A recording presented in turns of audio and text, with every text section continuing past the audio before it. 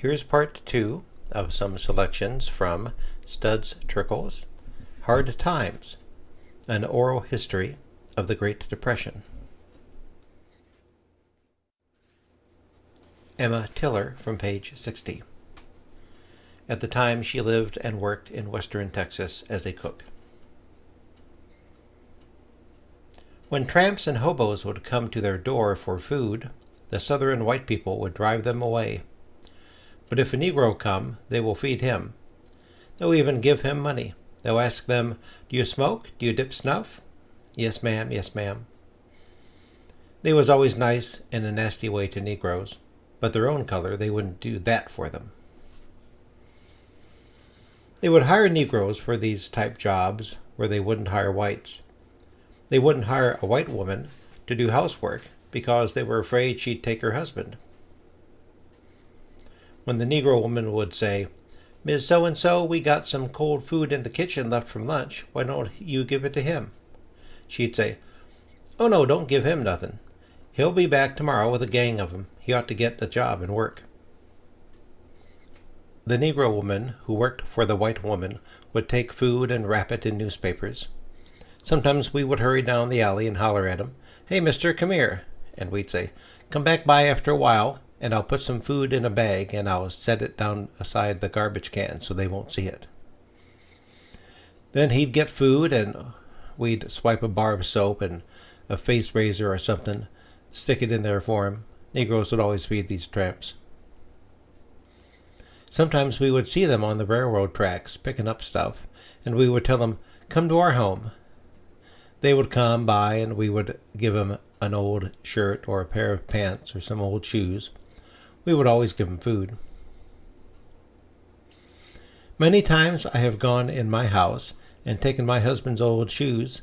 Some of them he needed himself, but that other man was in worse shape than he was. Regardless of whether it was Negro or white, we would give it to him. We would gather stuff out in the field, pull our corn, roasted ears, and put 'em in a cloth bag because a paper bag would tear. When they get hungry, they can stop and build a fire and roast the corn. We did that ourselves. We loved it like that. And give them salt and stuff we figured would last them until they gets to the next place. They would sit and talk and tell us their hard luck story. Whether it was true or not, we never questioned it. It's very important. You learn people as people are. Anybody can go around and write a book about a person, but that book doesn't always tell you that person really. At that particular moment, when you are talking to that person, maybe that's how that person were. Tomorrow, they can be different people. It's very important to see people as people and not try to see them through a book. Experience and age give you this. There's an awful lot of people that has outstanding educations, but when it comes down to common sense, especially about people, they really don't know.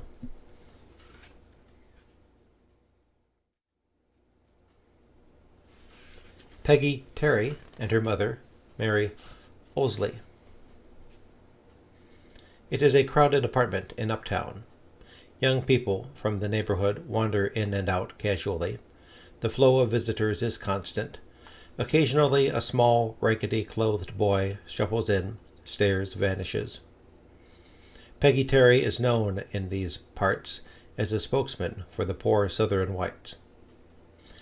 Hillbillies are up here for a few years, and they get their guts kicked out, and they realize their white skin doesn't mean what they always thought it meant. Mrs. Osley is the first to tell her story. Kentucky-born, she married an Oklahoma boy. When he came back from World War I, he was so restless and disturbed from the war, we just drifted back and forth. It was a constant shifting from Oklahoma to Kentucky and back again, 3-4 times the route. He saw the tragedies of war so vividly that he was discontented everywhere. From 1929 to 1936, they lived in Oklahoma.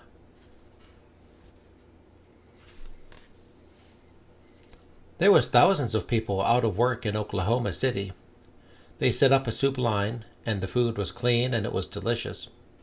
Many people colored and white. I didn't see any difference because there was just as many white people out of work as were colored. Lost everything they had accumulated from their young days. And these are facts. I remember several families had to leave in covered wagons. To California, I guess. See, the oil boom came in 29. People come from every direction in there.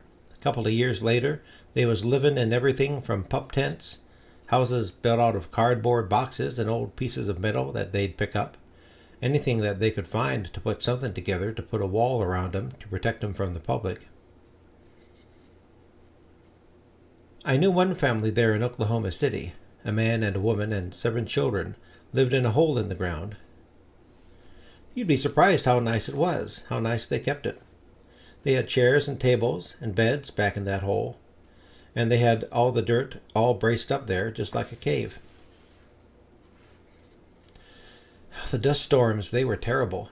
You could wash and hang clothes on a line, and if you happened to be away from the house and couldn't get those clothes in before that storm got there, you'd never wash that out.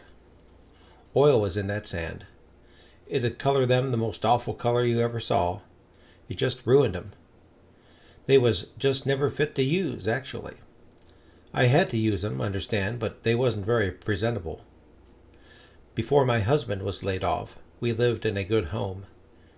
It wasn't a brick house, but it wouldn't have made any difference. These storms, when they would hit, you had to clean house from the attic to the ground. Everything was covered in sand. Red sand, just full of oil. The majority of people were hit and hit hard. They were mentally disturbed, you're bound to know, because they didn't know when the end of all this was coming. There was a lot of suicides that I know of, from nothing else but they just couldn't see any hope for a better tomorrow. I absolutely know some people who did. Part of them were farmers, and part of them were businessmen even. They went flat broke, and they committed suicide on the strength of it, nothing else. A lot of times, when family would have some food, they would divide and everyone would share. Even the people that were quite well-to-do, they was ashamed, 'cause they was eating and other people wasn't. My husband was very bitter. That's just putting it mild. He was an intelligent man. He couldn't see why, as wealthy a country as this is, that there was any sense in so many people starving to death, when so much of it, wheat and everything else, was being poured into the ocean. There's many excuses, but he looked for a reason, and he found one. My husband went to Washington to march with that group that went to Washington, the Bonus Boys. He was a machine gunner in the war. He'd say them damn Germans gassed him in Germany, and he'd come home and his own government stooges gassed him and run him off the country up there with the water hose, half drowned him. Oh, yes, sir. Yes, sir, he was a hellraiser. I think I've run my race. Peggy Terry's story. I first noticed the difference when we'd come home from school in the evening. My mother'd send us to the soup line, and we were never allowed to cuss. If you happened to be in one of the first ones in this line, you didn't get anything but water that was on top. So we'd ask the guy that was ladling out the soup into the buckets. Everybody had to bring their own bucket to get the soup. He'd dip the greasy, watery stuff off the top. So he'd ask him to please dip down and get some meat and potatoes from the bottom of the kettle. But he wouldn't do it. So we learned to cuss. We'd say, "Dip down, goddammit." Then we'd go across the street. One place had bread, large loaves of bread. Down the road, just a little piece, was a big shed, and they gave away milk. My sister and me would take 2 buckets each, and that's what we lived off for the longest time. I can remember one time, the only thing in the house to eat was mustard. My sister and I put so much mustard on biscuits that we got sick, and we can't stand mustard till today. There was only one family around that ate good. Mr. Barr worked at the ice plant. Whenever Mrs. Barr could, she'd feed the kids. But she couldn't feed 'em all. They had a big tree that had fruit on it. She'd let us pick those. Sometimes we'd pick and eat them until we were sick. Her 2 daughters got to go to Norman for their college. When they'd talk about all the good things they had at the college, she'd kind of hush 'em up, because there was always poor kids that didn't have anything to eat. I remember she always felt bad because people in the neighborhood were hungry, but there was a feeling of together. When they had food to give to people, you'd get a notice and you'd go down, so Daddy went down that day, and he took my sister and me. They were giving away potatoes and things like that, but they had a truck of oranges parked in the alley. Somebody asked them who the oranges were for, and they wouldn't tell them. So they said, well, we're going to take those oranges, and they did. My dad was one of the ones that got up on the truck. They called the police, and the police chased us all away, but we got the oranges. It's different today. People are made to feel ashamed now if they don't have anything. Back then, I'm not sure how the rich felt. I think the rich were as contemptuous of the poor then as they are now. But among the people that I knew, we all had an understanding that it wasn't our fault. It was something that had happened to the machinery. Most people blamed Hoover, and they cussed him up one side and down the other. It was all his fault. I'm not saying he's blameless, but I'm not saying either it was all his fault. Our system doesn't run by just one man, and it doesn't fall by just one man either. Question. You don't recall at any time feeling a sense of shame? Answer. I remember it was fun. It was fun going down to the soup line, 'cause we all went down the road, and we laughed and we played. The only thing we felt is that we were hungry, and we were going to get food. Nobody made us feel ashamed. There just wasn't any of that. Today you're made to feel that it's your own fault. If you're poor, it's only because you're lazy and you're ignorant, and you don't try to help yourself. You're made to feel that if you get a check from welfare, that the bank at Fort Knox is going to go broke. Even after the soup line, there wasn't anything. The WPA came, and I married. My husband worked in the WPA. That's the Works Project Administration. This was back in Paducah, Kentucky. We were just kids. I was 15 and he was 16. My husband was digging ditches. They were putting in a water main. Parts of the city, even at that late date, 1937, didn't have city water. My husband and me just started traveling around for about 3 years. It was a very nice time because when you're poor and you stay in one spot, trouble just seems to catch up with you. But when you're moving from town to town, you don't stay there long enough for trouble to catch up with you. It's really a good life if you're poor and you can manage to move around. I was pregnant when we first started hitchhiking, and people were really very nice to us. Sometimes they would feed us. I remember one time we slept in a haystack, and the lady of the house came out and found us, and she said, "This is really very bad for you because you're going to have a baby. You need a lot of milk." So she took us up to the house. She had a lot of rugs hanging on the clothesline because she was doing her house cleaning. We told her we'd beat the rugs for her, giving us the food. She said no, she didn't expect that. She just wanted to feed us. We said no, we couldn't take it unless we worked for it. And she let us beat her rugs. I think she had 1,000,000 rugs, and we cleaned them. Then we went in, and she had a beautiful table full of all kind of food and milk. When we left, she filled a gallon bucket full of milk, and we took it with us. You don't find that now. I think maybe if you did that now, you'd get arrested. Somebody'd call the police. The atmosphere since the end of the Second War, it seems like the minute the war ended, the propaganda started in making people hate each other.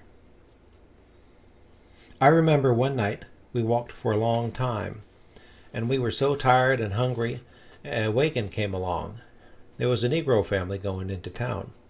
Of course, they're not allowed to stop and eat in restaurants, so they'd cook their own food and brought it with them.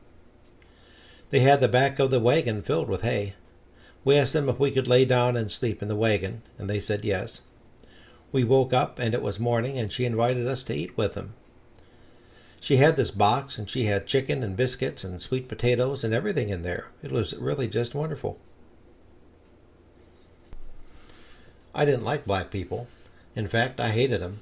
If they just shipped them all out, I don't think it would have bothered me.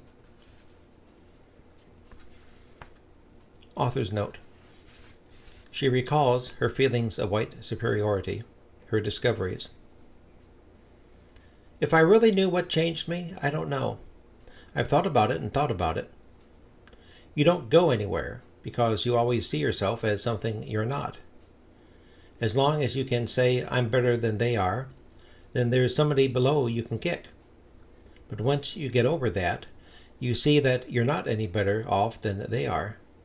In fact, you're worse off because you're believing a lie. And it was right there in front of us, in the cotton field, chopping cotton, and right over in the next field, there's these black people, Alabama, Texas, Kentucky. Never once did it occur to me that we had anything in common. After I was up here for a while, and I saw how poor white people were treated, poor white Southerners, they were treated just as badly as black people are. I think maybe that just crystallized the whole thing. End author's note. I didn't feel any identification with the Mexicans either. My husband and me were migrant workers. We went down in the valley of Texas, which is very beautiful. We picked oranges and lemons and grapefruits, limes in the Rio Grande Valley. We got a nickel a bushel for citrus fruits. On the grapefruits, you had to ring them. You hold a ring in your hand that's about like that. She draws a circle with her hands. And it has a little thing that slips down over your thumb. You climb the tree and you put that ring around the grapefruit. If the grapefruit slips through, you can't pick it. And any grapefruit that's in your box, you can work real hard, especially if you want to make enough money to buy food that day. You'll pick some that aren't big enough. Then when you carry your box up and they check it, they throw out all the ones that got through the ring. I remember this one little boy in particular. He was really a beautiful child. Every day when we'd start our lunch, we'd sit under the trees and eat. And these peppers grew wild. I saw him sitting there, and every once in a while he'd reach over and get a pepper and pop it in his mouth. With his food, whatever he was eating. I thought they looked pretty good, so I reached over and popped it in my mouth, and it was like liquid fire. He was rolling in the grass laughing. He thought it was so funny that white people couldn't eat peppers like they could. And he was tearing open grapefruits and for me to suck the juice because my mouth was all cooked from the pepper. He used to run and ask if he could help us. Sometimes he'd help me fill my boxes of grapefruits because he felt sorry for me because I got burned on the peppers. But that was the little boy. I felt all right towards him.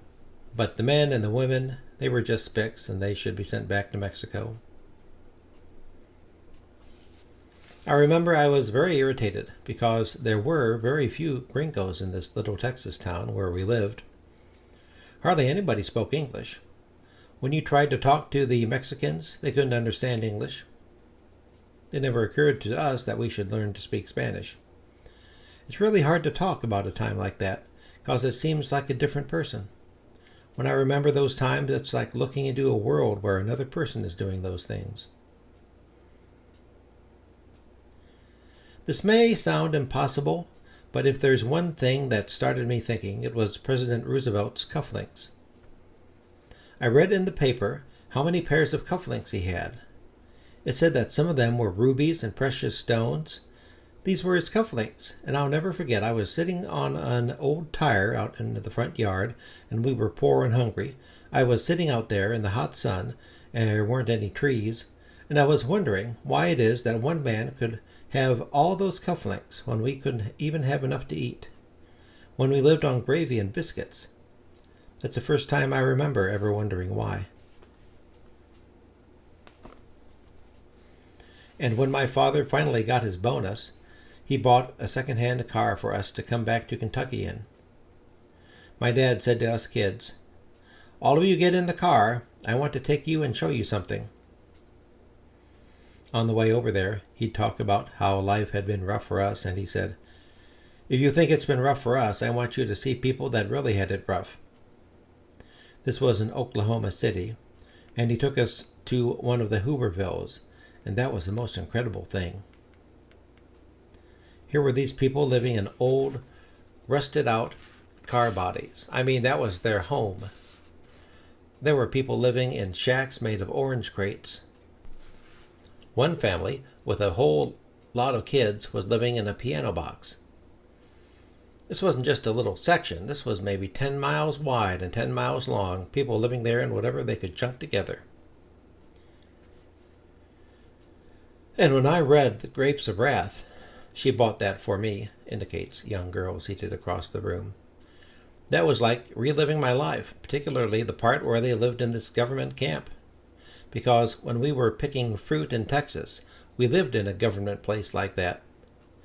They came around and helped the women make mattresses. See, we didn't have anything, and they showed us how to sew and make dresses, and every Saturday night we'd have a dance. And when I was reading Grapes of Wrath, this was just like my life. I was never so proud of poor people before as I was after I read that book. I think that's the worst thing that our system does to people, is to take away their pride. It prevents them from being a human being and wondering why the Harlem and why the Detroit. They're talking about troops and law order.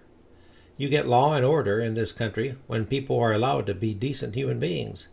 Every time I hear another building's on fire, I say, "Oh boy, baby, hit 'em again." I don't think people were put on earth to suffer. I think that's a lot of nonsense. I think we are the highest development on earth, and I think we were put here to live and be happy and to enjoy everything that's here. I don't think it's right for a handful of people to get a hold of all the things that make living a joy instead of a sorrow. You wake up in the evening, and it consciously hits you. It's just like a big hand that takes your heart and squeezes it, because you don't know what that day is going to bring, hunger or you don't know. Postscript. A sudden flash of memory by Peggy Terry as I was about to leave. It was the Christmas of '35, just before my dad got his bonus. We didn't get anything for Christmas. I mean nothing. Not an orange, not an apple. Nothing. I just felt so bad. I went to the church, to the children's program, and I stole a Christmas package. It was this pretty box, and it had a big red ribbon on it. I stole it off the piano, and I took it home with me. I told my mother my Sunday school teacher had given me a Christmas present. When I opened it, it was a beautiful long scarf made out of velvet, a cover for a piano. My mother knew my Sunday school teacher didn't give me that, because we were living in one room, in a little shack in what they called Gander Flat. For a child, I mean. They teach you about Santa Claus, and they teach you all that stuff. And then for a child to have to go to a church and steal a present. And then it turned out to be something so fantastic, a piano scarf. Children shouldn't have to go around stealing. There's enough to give all of them everything they want, anytime they want it. I say that's what we're going to have.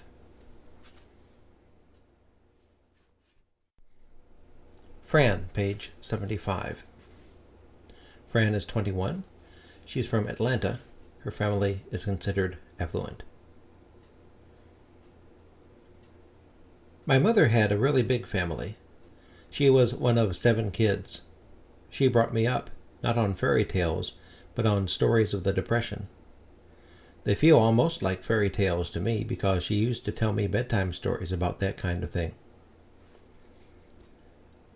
The things they teach you about the Depression in school are quite different from how it was. Well, you knew for some reason society didn't get along so well in those years, and then you found out that everybody worked very hard and things somehow got better.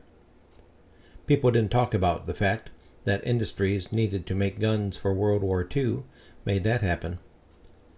It just got better because people pitched in and worked, and because Roosevelt was a nice guy, although some people thought he went too far. You never hear about the tough times.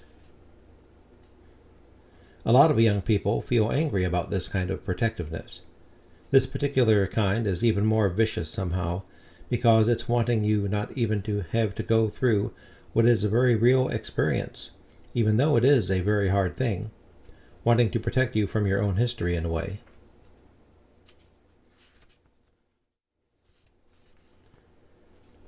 Blackie Gold, page 76. A car dealer. He has a house in the suburbs. Whatever I have, I'm very thankful for. I've never brought up the depression to my children, never in my life. Why should I? What I had to do without, I never tell them what I went through. There's no reason for it. They don't have to know from bad times. All they know is the life they've had and the future they're going to have. All I know is my children are well behaved. If I say something to my daughters, it's yes sir, no sir. I know where my kids are at all times, and I don't have no worries about them being a beatnik. I've built my own home. I almost have no mortgage. I have a daughter who's graduating college, and my daughter did not have to work for me to put her through college. At the age of 16, I gave her a car. That was her gift. She's graduating college now. I'll give her a new one. We had to go out and beg for coal, buy bread that's 2-3 days old. My dad died when I was an infant. I went to an orphan home for fellas, stood there till I was 17 years old. I came out into the big wide world, and my mother, who was trying to raise my 6 older brothers and sisters, couldn't afford another mouth to feed. So I enlisted in the Civilian Conservation Corps, the CCC. This was about 1937. I was at CCC's for 6 months. I came home for 15 days, looked around for work, and I could make $30 a month, so I enlisted back in the CCC's and went to Michigan.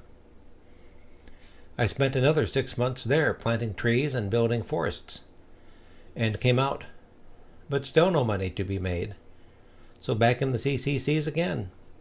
From there I went to Boise, Idaho, and was attached to the Forest Rangers. Spent 4.5 months fighting forest fires. Those big trees you see along the highways, all those big forests were all built by the CCC. We went along plain, barren ground. There was no trees. We just dug trenches and kept planting trees. You could plant about 100 an hour. I really enjoyed it. I had 3 wonderful square meals a day. No matter what they put on the table, we ate and were glad to get it. Nobody ever turned down food. They sure made a man out of you, because you learned that everybody here was equal. There was nobody better than another in the CCC's. We never had any race riots. A couple of colored guys there. They minded their business. We minded ours. I came out of there, enlisted in the Navy. I spent 5.5 years in the United States Navy. It was the most wonderful experience I've ever had. 3 wonderful meals a day and my taxes paid for. I had security. I came up the hard way. I was never in jail, never picked up, and whatever I've done, I have myself to thank for. No matter how many people were on relief in those days, you never heard of any marches. The biggest stealing would be by a guy go by a fruit store and steal a potato, but you never heard of a guy breaking a window. In the 30s, the crimes were 100% less than they are now. If a guy wants to work, there's no reason for being poor. There's no reason for being dirty. Soap and water will clean anybody. Anybody that's free and white in a wonderful country like these United States never had any wants, never. In the days of the CCC's, if the fella wouldn't take a bath, we'd give him what we call the brushing. We'd take this fella, and we'd take a big scrub brush, and we'd give him a bath, and we'd open up every pore, and those pores would get infected. That's all he needed was 1 bath. I imagine we gave 100 of them. A guy'd come in, he'd stink. 10 guys would get him in the shower, and we'd take a GI brush. If a guy comes in, he wanted to look like a hillbilly.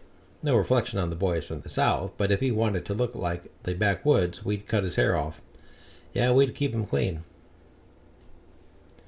You know, in the CCC's or in the Navy, you're sitting amongst 30 guys in one room, and you're not going to take that smell.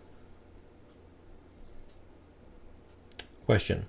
Did you have a committee that decided? Answer. No, we just look at each other and we'd say, hey, look at this rat, he's dirty. Then we'd say, okay, he's ready for one. We'd tell him, you got until today to take a bath. He'd say, you're not going to run my life. We'd say, you've got 24 hours. And if he didn't, I guarantee you we grabbed him. We never heard of a goatee. Question. The guys pretty much conformed? Answer. Absolutely. CCC or Navy. I like that very much. We didn't have to worry about where our next 3 meals were coming from. What the hell? Question. And in the orphan home? Answer. Sure, in high school. We had a woodshop teacher, and he would tell you what to do. You give him any back talk, he'd pick up a ruler and crack across the rear end. You settled down. In those days, when I went to school, you said yes, sir, and no, sir. You never gave him any back talk. They had a parental school, Monteflore, that made a man out of you. You learned to keep yourself clean, I'll tell you that. Obedience. Today there's giving kids cars when they're 16. Another 30 years from now, these kids graduating high school, one may be president, another may be up there buying a planet. Now stop there for now. I hope to record some more at a later date. Thank you for listening and getting to the end.